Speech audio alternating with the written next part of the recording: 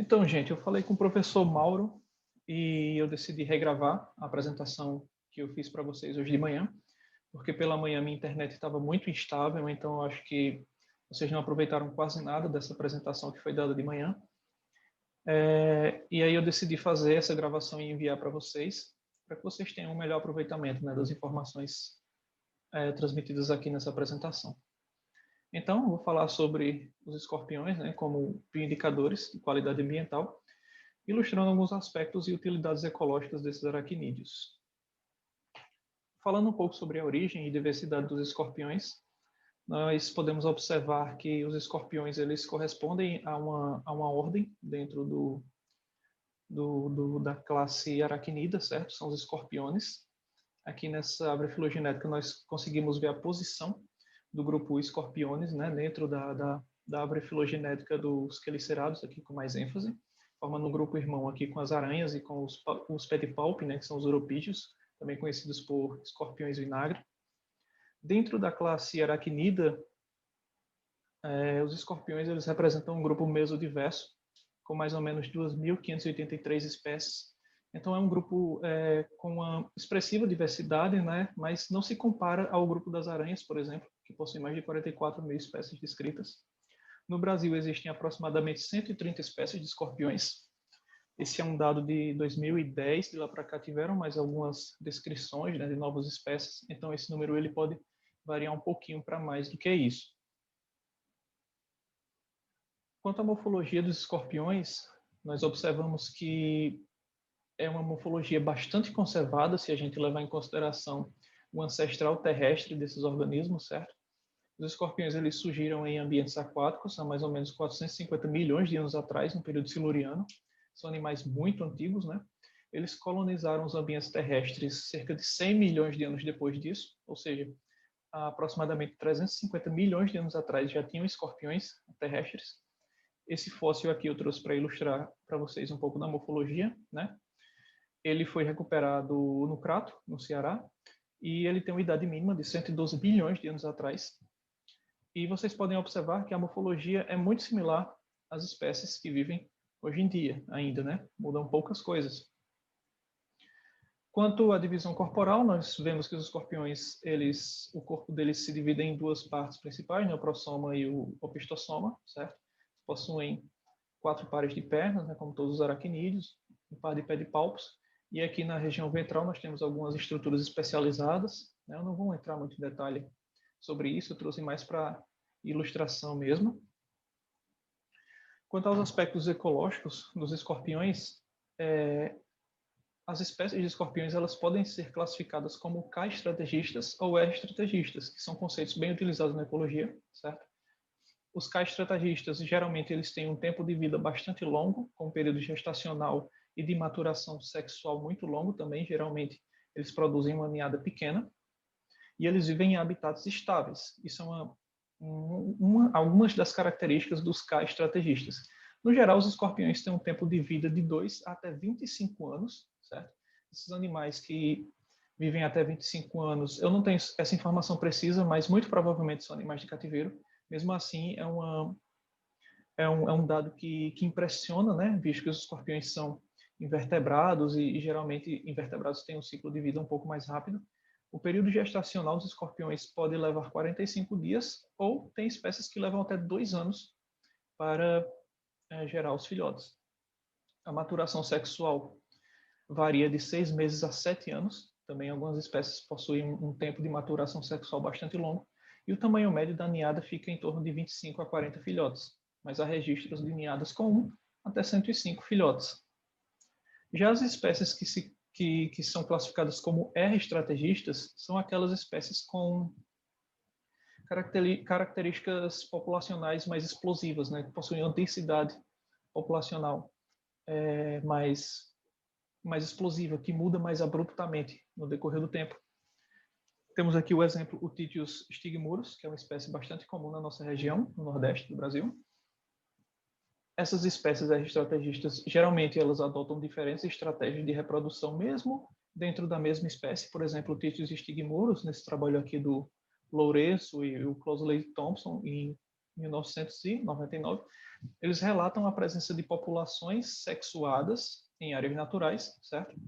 São populações comuns mesmo, onde a gente encontra o macho e a fêmea e a reprodução ocorre de forma sexuada, ao mesmo tempo em que populações de ambientes urbanos são compostas apenas por fêmeas. Essas fêmeas, então, se reproduzem por partenogênese, ou seja, sem a presença do macho, né? Elas se reproduzem sozinhas.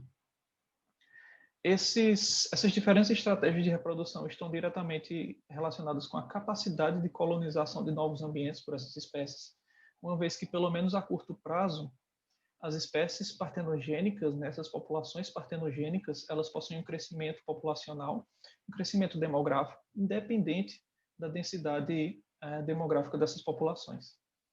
Então, aqui só para ilustrar um pouco, quando nós fazemos uma comparação das capacidades de colonização e expansão demográfica de populações sexuadas e populações partenogênicas, nós percebemos o seguinte: nesse gráfico, né, nós temos aqui a capacidade de suporte do ambiente, e aqui nós temos diferentes curvas de crescimento demográfico. Uma para a população sexuada, que é essa linha pontilhada, e essa linha sólida para populações partenogênicas. Então, a curto prazo, nós temos um crescimento muito rápido de uma população que se reproduz por partenogênese, certo? Até atingir a capacidade de suporte do ambiente. Isso ocorre em uma escala de tempo relativamente curta. Quando essa capacidade de suporte é atingida, nós temos quedas abruptas no perfil demográfico dessas populações.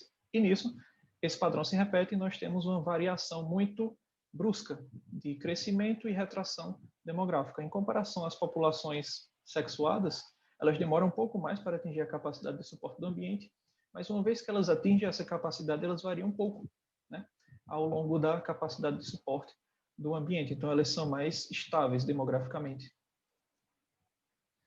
Um exemplo, isso pode levar também a eventos de sucessão de espécies, certo? Uma vez que espécies que se reproduzem por partenogênese, elas podem ter uma vantagem, pelo menos a curto prazo, na colonização de novos ambientes, como centros urbanos, por exemplo. Um exemplo muito marcante foi dado pelo artigo do Lourenço e o Coelho, em 1995, onde eles analisaram a densidade demográfica de diferentes espécies de escorpiões antes e depois da construção da cidade de Brasília. Brasília, ela começou a ser construída em 1956 e terminou na década de 70, certo? Antes da construção de Brasília, aliás, um pouco depois da construção de Brasília, do final da construção da cidade, né? Estudos de inventário de fauna mostravam que essa espécie aqui, o Titius fasciolatus, ela correspondia a 93% dos animais coletados nesses inventários, né? Inventários com escorpiões. Algum tempo depois, né, com a introdução da espécie partenogênica Titius cerulatus, mais ou menos em meados da década de 90, novos inventários mostraram que Titius cerulatus, antes praticamente inexistente nessa área, totalizou 70% dos animais coletados, né? Então, há uma clara sucessão de espécies. É interessante a gente notar que elas são espécies congenéricas, né? São do mesmo gênero, elas possuem o mesmo tamanho corporal, elas possuem o mesmo tempo de gestação, elas possuem várias características ecológicas similares entre si. Porém, Titius cerulatus é uma espécie partenogênica e Titius fasciolatus é uma espécie com reprodução sexuada, né? Existe o macho e a fêmea. Então, esse exemplo mostra que o desenvolvimento de uma área urbana, né, a modificação do ambiente natural para dar lugar a um ambiente urbano, propicia o estabelecimento de espécies oportunistas, no caso Titius cerulatus em Brasília, né? Então a gente vê aqui Brasília como um epicentro para a proliferação de espécies oportunistas, não só de escorpiões, mas de políticos também, né? Como a gente vê aí no nosso dia a dia. Bom, quanto à especificidade de microhabitat dos escorpiões, eles são bastante fiéis aos microhabitats que eles ocupam, certo? De forma que eles chegam até a desenvolver algumas estruturas corporais que, a partir da observação dessas estruturas, a gente consegue inferir onde esse animal habita. Por conta disso, algumas espécies elas são classificadas por ecomorfótipos, certo? Aqui eu trouxe 3 exemplos para vocês. Se vocês observarem as pernas, né, de algumas dessas 3 espécies aqui, a gente vê que espécies lapidícolas, ou seja, aquelas que vivem em ambientes rochosos, elas quase não possuem esses pelinhos, certo? Nas pernas. São pernas mais lisas, né, digamos assim. Já animais com hábito arenícola, né, como vejovídeos longiungues, essa espécie aqui, você vê a preponderância dessas estruturas nas pernas desses animais, né, com o objetivo de aumentar a superfície de contato, fazendo com que esses animais eles se desloquem com maior eficiência em ambientes arenosos. Comparativamente, nós temos aqui uma espécie fossorial, né, o Dimocentros cabuensis. É uma espécie fossorial, ou seja, ele cava suas próprias tocas no solo, ele vive em galerias abaixo do solo, em que a gente observa aqui estruturas bastante fortes, né, mas são estruturas mais bem elaboradas para esse hábito de escavação. Aqui nessa parte de cima, nós também observamos a disposição dos olhos em algumas espécies, isso também é um indicativo de onde essa espécie habita, certo? Quando a gente tem, por exemplo, olhos que são mais deslocados para a região anterior do prossoma, né? O prossoma aqui, ó. Os olhos, quando eles ficam pertinho das quelíceras, isso é um indicativo que esse animal, ele não cava, ele não tem o hábito de cavar, ele pode viver em folhiço ou em outros microhábitats, como no caso do Ananteres aqui, essa espécie aqui, que é uma espécie muito comum em folhiço, né, na Mata Atlântica, principalmente. E aí você vê que os olhos deles é bem aqui nessa parte anterior da carapaça, né, aqui do prossoma. Em contrapartida, nós temos aqui o Opistophthalmus, que é uma espécie mais comum na África, se eu não me engano, agora me falhou a memória. Se vocês observarem, ele tem os olhos aqui bem na região anterior, certo, da carapaça, e isso se dá porque essa espécie ela tem uma musculatura muito desenvolvida aqui nesse espaço, né? E essa musculatura ligada às quelíceras é justamente utilizada para a escavação de solos. São solos mais duros, digamos assim, mais compactos. Então, o deslocamento dos olhos, né, a posição, é um indicativo do desenvolvimento da musculatura utilizada para escavação em algumas espécies. Bom, então, em decorrência dessa autofidelidade de microhábitat dos escorpiões, junto com a baixa capacidade de dispersão que esses animais têm, né, geralmente, isso faz com que essas espécies elas sejam mais sensíveis às perturbações ambientais. Se elas têm uma baixa capacidade de dispersão e, ao mesmo tempo, uma fidelidade muito grande ao seu microhabitat, então, qualquer mudança nesse microhabitat vai prejudicar esses escorpiões, em termos de abundância ou mesmo de diversidade de espécies, uma vez que eles não conseguem ou têm uma dificuldade muito grande de deixar esses microhábitats para colonizar outros ambientes ou explorar as matrizes que são criadas após a fragmentação do habitat original das espécies. Eu vou apresentar aqui para vocês agora 2 exemplos de estudos que nós publicamos no ano passado, finalzinho do ano passado, utilizando escorpiões, né, como bioindicadores de qualidade ambiental. Um estudo, esse primeiro aqui, é um estudo realizado em escala local, certo? Foi feito lá no Parque Estadual Mata da Pimenteira, em Serra Talhada, Pernambuco, que é o primeiro parque de conservação da Caatinga, né, no interior do Pernambuco. E depois vou falar de um segundo artigo, que foi realizado tanto em áreas de Caatinga quanto em áreas de Mata Atlântica, certo? Então nós podemos inferir aí um efeito mais regional das mudanças ambientais sobre a diversidade de escorpiões nesses 2 ambientes. Começando com o primeiro estudo, nós fizemos ele lá no Parque Estadual Mata da Pimenteira, nós escolhemos 3 locais dentro do parque. A Mata da Pimenteira, propriamente dita, nessa primeira imagem aqui, percebam que ele é um habitat muito mais complexo, né, com formações de árvores, galhos, arbustos e muitas outras coisas aqui, muitos detritos no solo também. Escolhemos também a Trilha dos Polinizadores, que fica nas imediações da UAST, né, que é o nosso campus da UFRPE lá em Serra Talhada. É um ambiente um pouco menos complexo, relativamente menos complexo do que a Pimenteira, quando a gente observa aqui. Há algumas árvores ainda, mas a complexidade estrutural, né, a quantidade de elementos que compõem essas paisagens é um pouco menor na Trilha dos Polinizadores.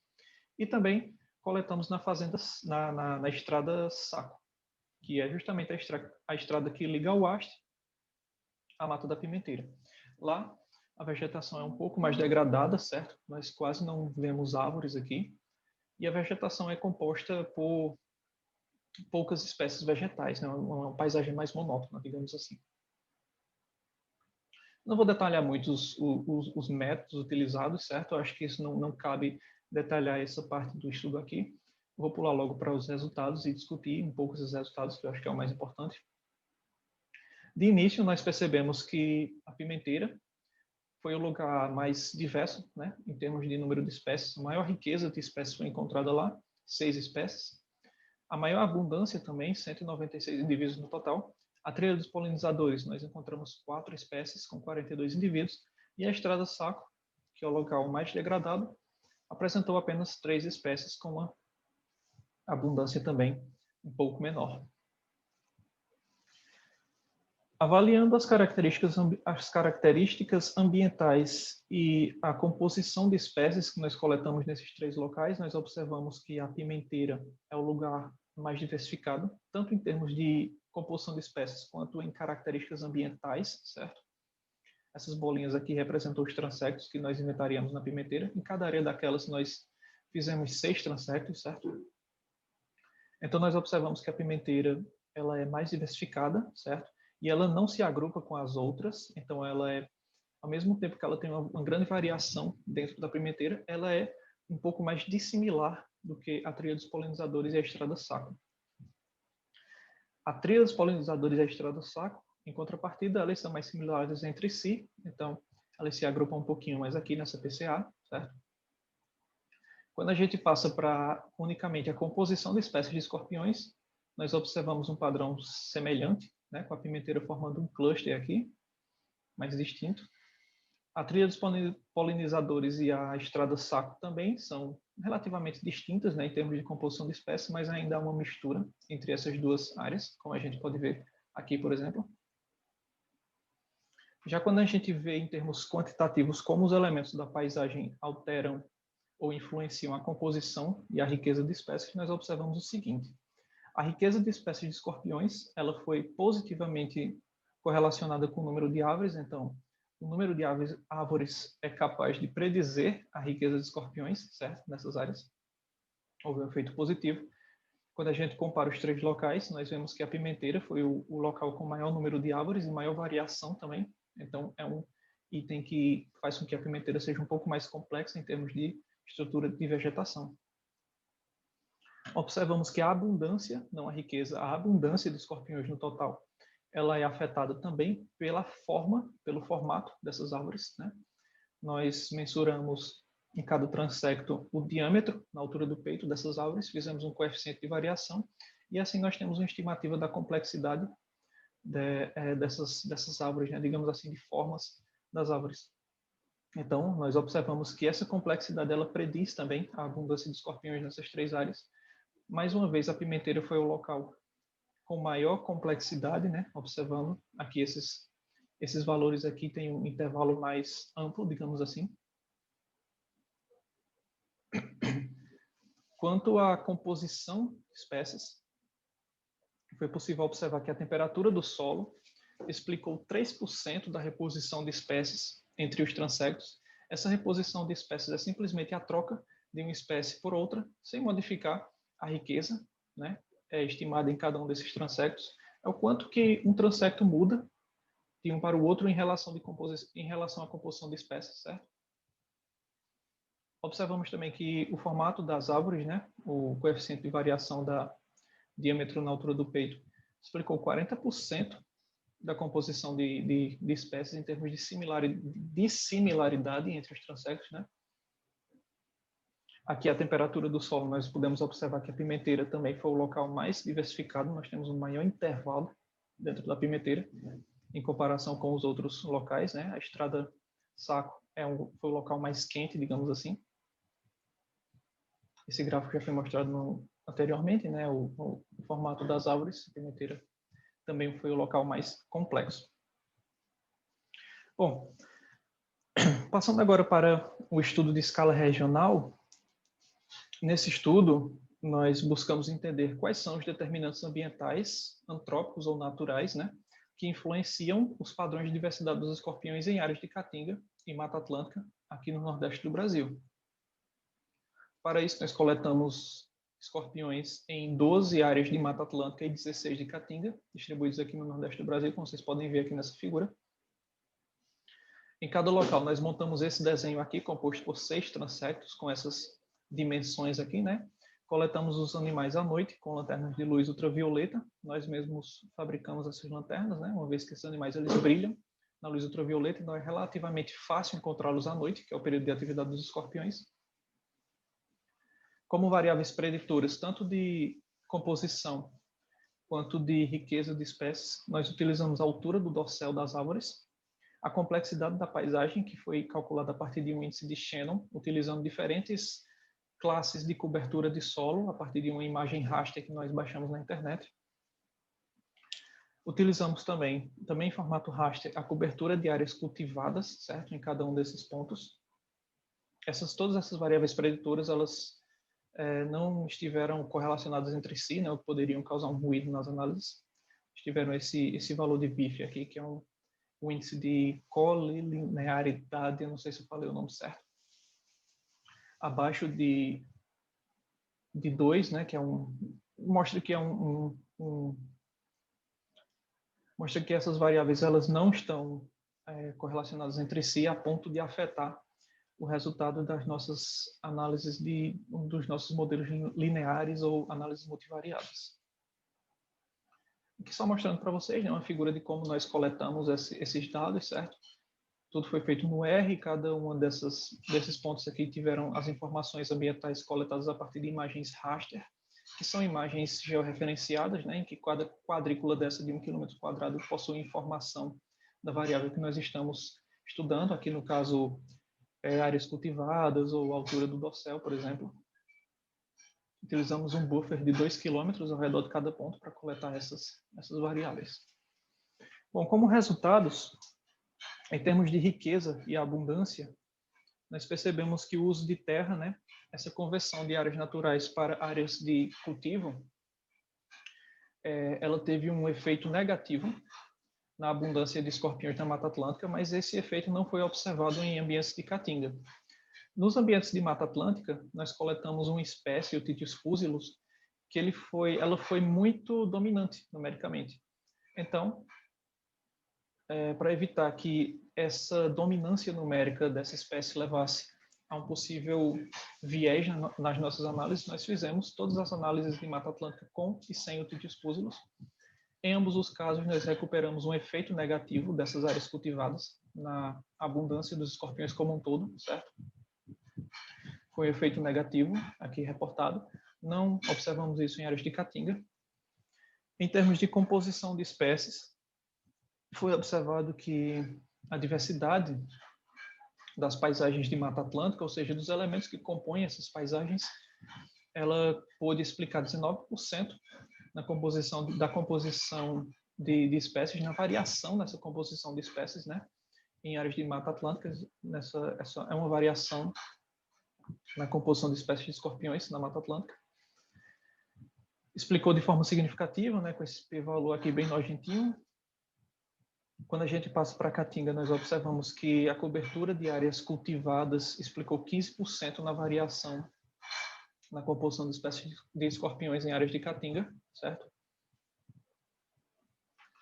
Sendo assim, nós observamos e concluímos que as assembleias de escorpiões elas possuem diferentes respostas aos fatores de paisagens, antrópicos ou não, que diferem em áreas de Caatinga e em áreas de Mata Atlântica, certo? As áreas de Mata Atlântica, por exemplo, essas assembleias de escorpiões elas tendem a ser mais sensíveis ao efeito de borda, uma vez que os fragmentos de Mata Atlântica eles são melhor delimitados espacialmente, né, digamos assim, e a matriz que circunda esses fragmentos de vegetação nativa, ela exerce um efeito de borda muito mais pronunciado nesses fragmentos de Mata Atlântica, certo? Isso já foi observado para outros grupos de artrópodes também. Na Caatinga isso não ocorre, porque a vegetação de Caatinga, em termos de cobertura vegetal, ela é um pouco mais contínua, né, digamos assim, ela não é tão bem delimitada quanto em algumas áreas de Mata Atlântica, que já são bem degradadas. Um fator interessante também é que a ausência de efeito dessas áreas convertidas para cultivo na abundância e riqueza dos escorpiões na Caatinga é porque a Caatinga possui um mix de espécies mais mais diversificado, digamos assim, né? Existem espécies que ocorrem na caatinga mesmo, são os elementos típicos de caatinga, né, que a gente chama, os escorpiões típicos de caatinga, mas na caatinga também é possível encontrar algumas espécies que eventualmente ocorrem na Mata Atlântica. Então, por ser um ambiente mais diversificado em termos de composição de espécies de escorpiões, espera-se que a caatinga não sofra muito os efeitos dessas modificações de paisagem, porque além de possuir uma riqueza mais elevada de espécies, consequentemente, uma maior riqueza de espécies vem acompanhada de diferentes requerimentos ecológicos, né, dessas espécies. Então, existem espécies que são mais capazes de tolerar, assim, digamos, com maior facilidade essas modificações da paisagem do que na Mata Atlântica. Sendo assim, os escorpiões eles podem sim ser utilizados como bioindicadores, eles já são utilizados, né, na verdade. Isso em decorrência dos diferentes aspectos ecológicos ligados principalmente à reprodução, fisiologia e história natural desses animais. Então, eles são bem úteis, né, para serem utilizados como bioindicadores. E essa aplicabilidade, é claro que ela depende do tipo de questão abordada, né? Se você tem um enfoque mais biogeográfico, ou seja, se você quer estudar os padrões e processos biogeográficos que levam a eventos de especiação ou manutenção de diversidade biológica, ou se você tem uma finalidade um pouco mais conservacionista, né? Se você trabalha em uma escala temporal e espacial um pouco menor, com a finalidade de entender quais os fatores responsáveis pela manutenção da biodiversidade nesses ambientes. Então, é isso. Eu deixei aqui uma questão sugerida, certo? Que eu conversei com o professor Mauro, e então eu sugeri essa questão aqui para vocês responderem, certo? Considerando as principais características ecológicas dos escorpiões, explique como esses aracnídeos podem ser utilizados como bioindicadores de qualidade ambiental. Pelo que foi apresentado, eu acredito que vocês podem responder essa questão aqui com tranquilidade. E é isso. Agradeço mais uma vez a todos vocês. Peço desculpas novamente por hoje de manhã. Foi bem complicado, a internet estava bem ruim. Mas eu espero que vocês possam aproveitar um pouco dessas informações agora, porque os escorpiões são animais incríveis e vocês não poderiam ficar sem essas informações sobre esses animais. É isso. Muito obrigado.